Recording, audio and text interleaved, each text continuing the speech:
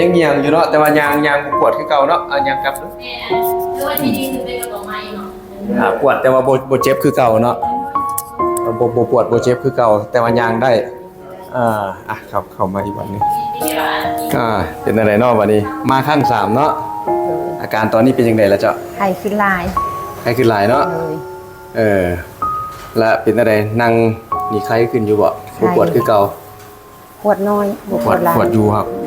บ่หลายคือเก่าแล้วเนาะเพราะว่าเจ้าเป็นอาการหนักแน่จนได้มาฮอดข้าง3จากที่ว่ามื้อนั้นมาจัดข้าง2เนาะก็คือว่ายางดีขึ้นแล้วก็บ่ปวดหลายเท่าเก่าหลังจากจัดข้าง2แล้วเป็นจังได๋ดีขึ้นหลายย่างไปลิ้นไก่ได้แล้วไปลิ้นเฮือนไก่เฮือนเชียงได้แล้วโอ้ย่างไปพูดไปพี่ได้แน่แล้วเนาะบ่นักคือเก่าเนาะบ่นักคือเก่าเป็นจังได๋ลองย่างมื้อนู้นจากแอวเงียงหันยังเงียงอยู่บ่เงียงอยู่แต่บ่ยังเงียงอยู่แต่บ่เจ็บคือเก่าบ่ย่างมาดูเจ็บก็เจ็บน้อยยังเงียงอยู่แต่ว่าบ่เจ็บคือเก่าแล้วเนาะเจ็บกันเหลือหน่อยแล้วเนาะบ่คือตะกี้นี่ตะกี้เจ็บหลายย่างบ่ได้บัดนี้ย่างได้แล้วบัดนี้นี่แหละเนาะเพิ่นมีปัญหาหมอนท้องกระดูกทับเส้นประสาทที่ว่าอาการหนักเป็น ULC กับ L5 เนาะกับ L5-S1 เนาะนักแพงจนได้หมอสั่งพาหลังจากมาจัดกระดูกไปแล้ว2ครั้งก็ดีขึ้นแต่ว่าเพิ่นนี่สิยังบ่ทันซื้อเทื่อเพราะเป็นนักอยู่จังหน่อยมันสิคอยปรับเข้าแล้วสิซื้อเองแต่ว่าตอนนี้ก็ยืนง่ายแต่กี้นี่ยืนโดนนี่บ่ได้เลยบ่ได้ย่างไปลิ้นได้แล้วเดี๋ยวนี้ย่างไปเล่นได้แล้วเนาะวันนี้เฮาสิจัดกระดูกให้เพิ่นใหม่อีกครั้งเนาะแล้วอาการของเพิ่นสิดีขึ้นจังได๋มาติดตามกันจ้ะ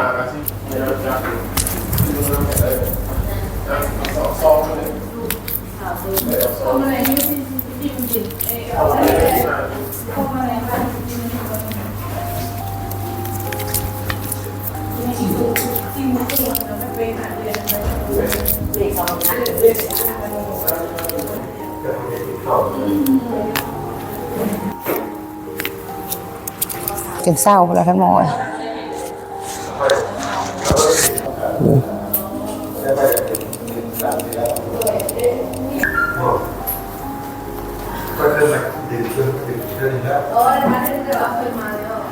ยังเจ๋งเลยจะขึ้น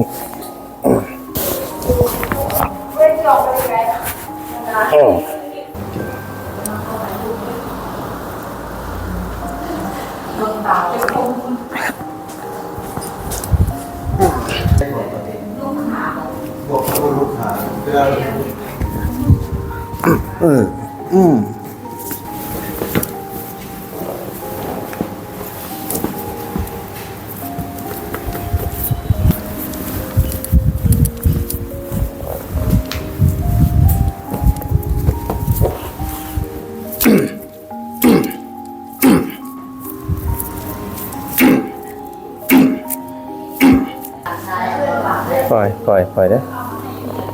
เอามือคิดเจอกัน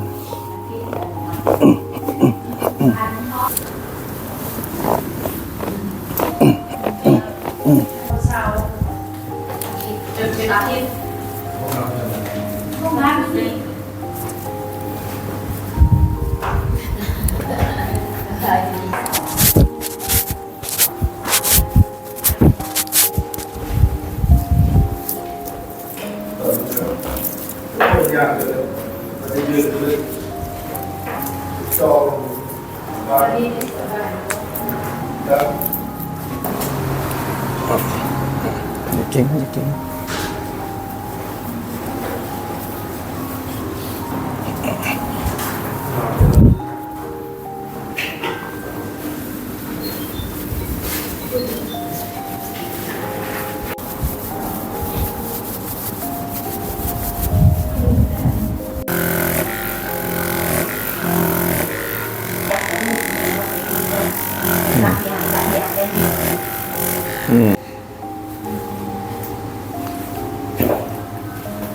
เป็นยังไงหลังจากจัดกระดูกไปละมึงดูเบาขึ้นแต่ว่ายังเงียงอยู่เนาะแต่เงียงนี่แต่ว่าสามารถย่างได้เงียงได้บ่เจ็บคือเก่าเลยย่างได้บ่เจ็บแล้วย่างไปกะบ่เจ็บเนาะนั่งก็ไข้ขึ้นคือว่านอนได้พร้อมบ่เดี๋ยวนี้นอนได้พร้อมนอนง่ายได้นอนง่ายได้เนาะตะกี้นอนง่ายบ่ได้ตะกี้หั่นเจ็บคักๆหั่น เฮ็ดแนวใดกินข้าวน อนกิน โอ้ มีบกินข้าวอะไร เออ นอนง่ายนอน ใส่ เก่ง ลองย่างให้เบิ่งดิรู้เป็นจังไดแล้วตอนนี้นะ อันถ่ายอาการยังไม่ทันอัน ย่างมึงเด้อ นี่คือละ ย่าง ตอนยังถ่ายอยู่ป่ะ แต่ยังย่างอยู่เนาะแต่ว่าย่างบ่ปวดคือเก่าเนาะย่างกลับเด้อ แม่อันเรียกว่าที่ดีคือเป็นกระบอกไม้เนาะ ปวดแต่ว่าบ่เจ็บคือเก่าเนาะบ่ปวดบ่เจ็บคือเก่าแต่ว่าย่างได้ครับเข้ามาอีกวันหนึง ที่เดียวอันอีกอนคือ อันนี้แหละเนาะเพิ่นเป็นหมอนท้องกระดูกทับเส้นประสาทที่ว่ามีปัญหาแฮงหมอสั่งผ่าละแต่ก่อนหันนั่งบ่ได้เลย นั่งก็บ่ได้ยืนก็ลำบากยืนโดนบ่ได้ ยืนบ่ได้เลยแหละ อืม มีแต่นอนอย่างเดียว ครั้งนี้เป็นครั้งที่ 3 แล้วที่เพิ่นมาจัดนี่เนาะอาการเป็นจังได๋ครั้งที่ 3รู้สึกจังได๋ รู้สึกเบาขึ้นหลาย คือสิบ่ได้ผ่าแล้วเนาะบัดนี้ บ่ได้ผ่าแล้ว ยิ้มออก บ่ เนาะ ได้ยิ้มได้แล้วดีใจ กินข้าวก็ แล้ นั่ ว งกินได้ ไปกินนั่งกินข้าวน้ำมูกได้แล้ว แต่ก่อนคือได้ยินว่าอยู่บ้านนี่ให้ทุกมื้อเลยบ่ โอ้ให้ทุกมื้อหนึง4เทื่อ5เทื่อพุ่นล่ะเจ็บมายามใดก็ให้ แล้วมีหยังจะขอบใจอันผู้ที่ว่าซอยในค่ารักษาเพิ่มบ่เพิ่นมีผู้ซอยเพิ่นเนาะอยู่ต่างประเทศเพิ่นฝากเงินมาให้เห็นเพิ่นเห็นในคลิปแล้วก็ที่ว่าฝากเงินมาซอยเพิ่นในการรักษา แต่ว่าเพิ่นนี่ยังสิได้มาอีกอยู่ประมาณครั้งหรือ2ครั้งหรืออาจจะ3ครั้งเอาจนดีหันนะเนาะมีหยังอยากเว้ากับผู้ที่ว่าซอยในค่ารักษา ขอบใจหลายๆที่ช่วยออกค่าใช้จ่ายเนาะค่ารักษา ให้ผู้ช่วยมีสุขภาพแข็งแรงร่ำรวยโชคมานเป็นโชคเป็นใจเนาะให้ร่ำรวยแล้วรวยอีกให้ได้ช่วยผู้อื่นอีกต่อๆไปเนาะ จ้ะ ขอบใจหลาย เพิ่นสิได้มาอีกอยู่ประมาณอีก10มื้อแล้วเฮาสิอัปเดตคลิปให้เบิ่งตลอดว่าอาการของเพิ่นแอวเพิ่นจากเอียงๆสิดีขึ้นคือจังไดเนาะเฮาสิถ่ายให้เบิ่งอีกเนาะดีใจหลายบ่ตอน ๆ นี้ โอ้หลายสุดๆเลย คือจังซี่แหละเนาะไผมีปัญหาแบบเพิ่นเนาะเป็นหมอนท้องกระดูกทับเส้นประสาทบ่ว่าจะเป็นแอวหรือคอเนาะอยากรักษาแบบนี้อยากยัดกระดูกแบบนี้สามารถติดต่อแล้วก็จองคิวเข้ามาได้จ้ะ